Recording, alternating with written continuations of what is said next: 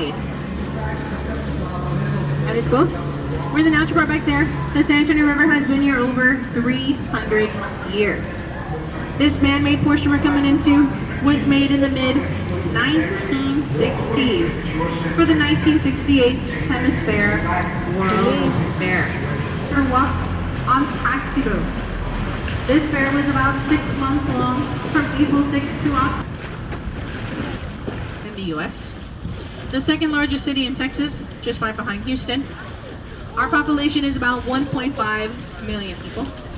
We're the most visited city in Texas. Now looking to the right, there's a restaurant up there as well. Makes one complete turn every hour, which is a great view of the city. I hear if you stay at the bar long enough, 954 to be exact. Actually used to have marathons for people who'd want to know how long they could last running or walking up these steps. 5 minutes. Now straight ahead in front of us, since 20, on what she's looking at side. San Antonio has the biggest celebration for the, it's a great little movie to learn something about because of my 2-year-old. It's a good movie to watch. American elected million square feet of convention. This is the 7th largest convention center in the U.S.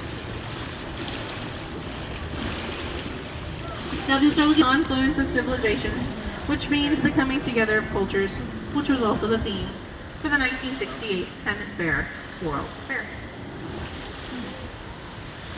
Now if you were to continue following this pathway all the way to the back, you'd eventually run into... Now this is where the river ends right here, leading to my right hand side. And the center, the one that we're on is the sun theme boat. You'll see a bunch of suns all over it. 300. Missionaries, Germans, other Europeans. This river was named Yana Juan.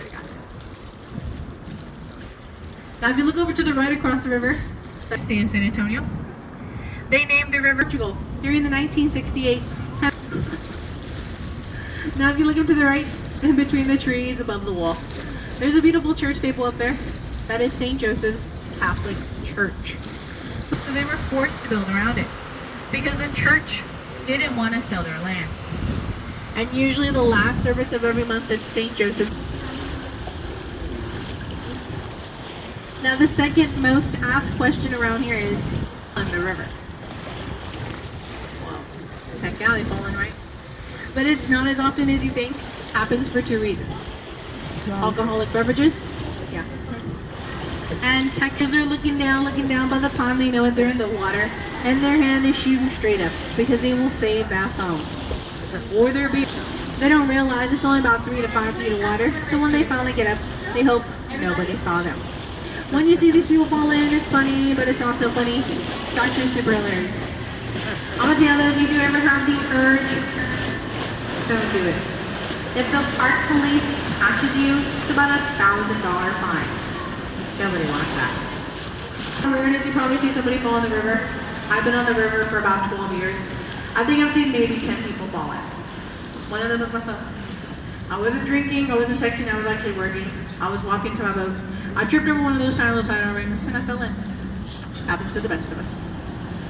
Last thing I want to talk about before we end the tour, we're going to see an orange and enjoy. I did enjoy my time with y'all as well. Here and this is on the Riverwalk.